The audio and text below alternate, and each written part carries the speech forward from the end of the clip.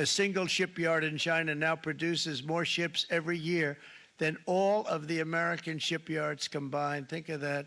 And it was a business that we used to dominate. We used to dominate it totally. In short, chronic trade deficits are no longer merely an economic problem. They're a national emergency that threatens our security and our very way of life. It's a very great threat to our country. And for these reasons, starting tomorrow, the United States will implement reciprocal tariffs on other nations. It's been a long time since we even thought of that. We used to think about it a lot. We didn't think about it for many decades, and you see what's happened. For nations that treat us badly, we will calculate the combined rate of all their tariffs, non-monetary barriers, and other forms of cheating. And because we are being very kind, we're kind people, very kind. You're not so kind when you got ripped off with your salaries. My auto worker friends and my Teamster friends and all of the unions that typically voted Democrat, they're not voting Democrat anymore because worker, whether union or non-worker, they're for the Republicans now. That's what happened. But we will charge them approximately half of what they are and have been charging us. So the tariffs will be not a full reciprocal. I could have done that, yes, but it would have been tough for a lot of countries. We didn't want to do that. I'd like to see the chart if you have it. Could you bring it up, Howard? This is our great Secretary of Commerce, Howard Lutnick. Thanks, Howard. So if you look at that, China, first row, China, 67%. That's tariffs charged to the USA, including currency manipulation and trade barriers. So 67%, I think you can, for the most part, see it. Those with good eyes, with bad eyes. We didn't want to bring, it's very windy out here. We didn't want to bring out the big charts because it had no chance of standing. Fortunately, we came armed with a little smaller chart. So it's 67%, so we're going to be charging a discounted reciprocal tariff of 34%. I think, in other words, they charge us, we charge them less. So how can anybody be upset? They will be because we never charge anybody anything, but now we're going to charge. European Union, they're very tough, very, very tough traders. You know, you think of European Union, very friendly. They rip us off. It's so sad to see.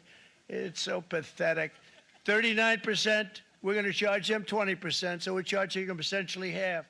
Vietnam, great negotiators, great people. They like me, I like them. The problem is they charge us 90%. We're going to charge them 46% tariff. Taiwan, where they took all of our computer chips and semiconductors. We used to be the king, right? We were everything. We had all of it. Now we have almost none of it, except the biggest company is coming in. We're going to end up with almost 40%. Lee Zeldin's working to get their approvals.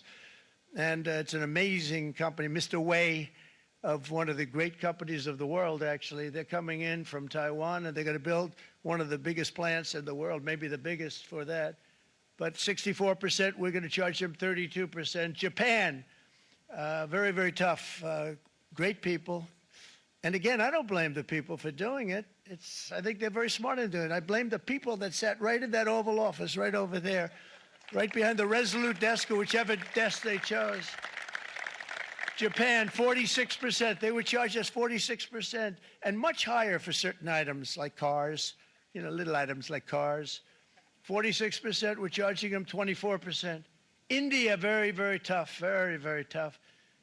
The Prime Minister just left, and he's a great friend of mine, but I said, you're a friend of mine, but you're not treating us right. They charge us 52%. You have to understand, we charge them almost nothing for years and years and decades, and it was only 7 years ago when I came in, we started with China and charged them. We took in hundreds of billions of dollars from China in tariffs, and they understood, honestly. President Xi understood. He said, look, I understand, and the other countries, and they all understand. We're going to have to go through a little tough love, maybe, but they all understand. They're ripping us off, and they understood it. Prime Minister of Japan, Shinzo Abe. He was a fantastic man. He was unfortunately taken from us, assassination. But I went to him and I said, Shinzo, we have to do something. Trade is not fair. He said, I know that. I know that. And he was a great gentleman. He was a fantastic man, but he understood immediately what I was talking about. I said, Shinzo, we have to do something. He said, I know that. And we worked out a deal, and it would have been a much better deal, but frankly, there were many years left in the deal that was made previous to my getting there, but it was something.